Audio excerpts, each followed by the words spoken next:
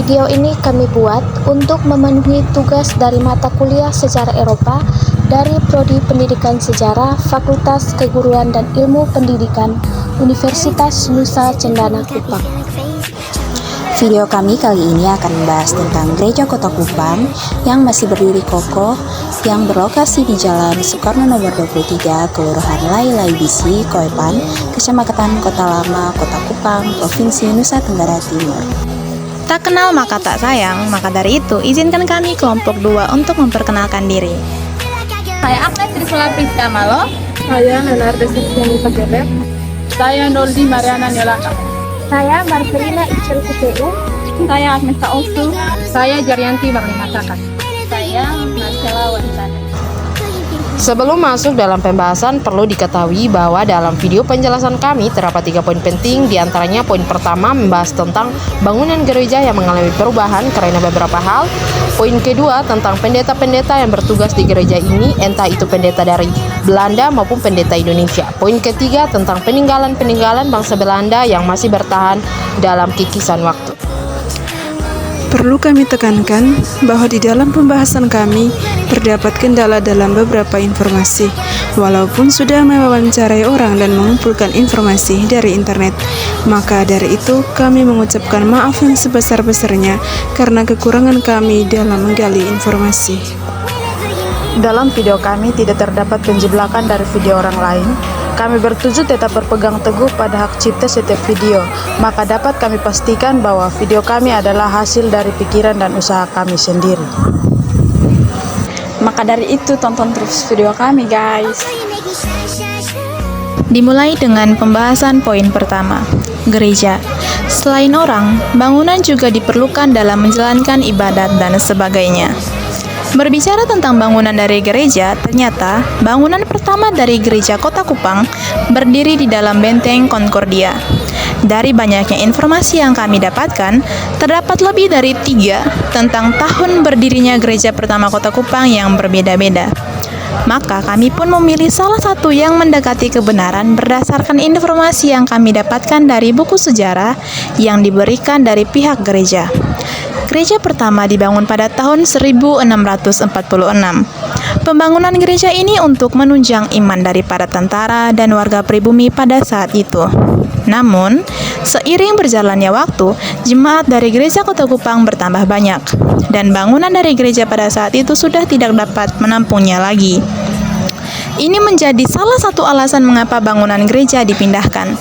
Alasan lainnya, kegiatan ibadah dari para jemaat menimbulkan kewaspadaan dari para tentara karena memberikan kemungkinan masuknya mata-mata dari pihak musuh.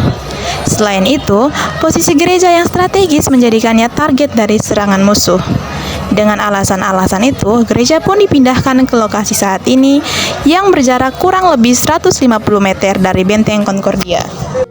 Setelah bangunan dari gereja dipindahkan ke lokasi saat ini, bentuk dari gereja pada saat itu memiliki sebuah menara lonceng yang menjadikan menara lonceng itu menjadi salah satu bangunan tertinggi di Kota Kupang pada saat itu. Bangunan gereja yang kedua ini juga hancur di beberapa bagian karena mendapatkan serangan dari sekutu Jepang yang pada saat itu juga telah menduduki Kota Kupang. Alasan sekutu Jepang melepaskan bom di atas bangunan gereja karena musuh menganggap bahwa gereja yang pada saat itu memiliki menara lonceng menjadi simbol dari kekuasaan Jepang pada saat itu. Pengeboman ini tidak menghancurkan seluruh bangunan gereja, namun menyebabkan kerusakan yang cukup parah. Bom yang dijatuhi mengenai menara lonceng dan menyebabkan menara ini runtuh. Kerusakan lainnya pada bagian depan gereja Kota Kupang, termasuk pintu dan jendela. Pembahasan selanjutnya, setelah gereja kedua terkena bom oleh sekutu Jepang, dibangunlah gereja ketiga yang sekarang berlokasi di Jalan Soekarno nomor 23, Kelurahan Lai Bisi Kopan, Kecamatan Kota Lama, Kota Kupang, Provinsi NTT. Gereja ketiga dibangun mulai tahun 1821 hingga 1826. Gereja berjalan dengan lancar, namun Kota Kupang dilanda gempa bumi yang dahsyat sehingga setelah gereja ketiga dibangun namun terkena gempa sehingga runtuh, maka gereja keempat dibangun dan berjalan hingga saat ini.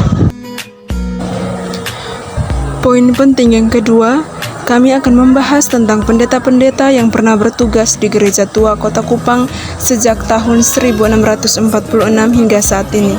Terdapat 94 orang pendeta yang pernah bertugas di gereja ini, yang terdiri dari orang-orang Belanda dan orang-orang Indonesia. Namun tentu saja tidak akan kami jelaskan satu persatu. Di sini, saya akan menjelaskan tentang 3 pendeta dari pihak Belanda yang bertugas di tahun-tahun awal berdirinya Gereja Kota Kupang. Yang pertama adalah Matthias van den Broek. Matthias van den Broek adalah seorang misionaris Kristen Belanda dan beliau adalah orang pertama yang melakukan pelayanan di gereja ini. Yang kedua adalah Pendeta Cornelis. Cornelis adalah seorang misionaris Kristen Belanda yang lahir di Amsterdam, Belanda pada tahun 1603. Yang berikut adalah Pendeta E. Dijkstra. Selama masa pelayanannya, Dijkstra berperan penting dalam pengembangan gereja Kristen Protestan Indonesia di Kupang, dan ia juga aktif dalam bidang pendidikan dan sosial. Pendeta berikutnya adalah Pendeta J.J. Arnoldus, Pendeta J.F. Nix, dan Pendeta T.T. Ngevak. Berikut adalah pendeta dari Indonesia, di antaranya Pendeta Abiadetan, Pendeta Rio Raja, dan Pendeta Rio Tadu.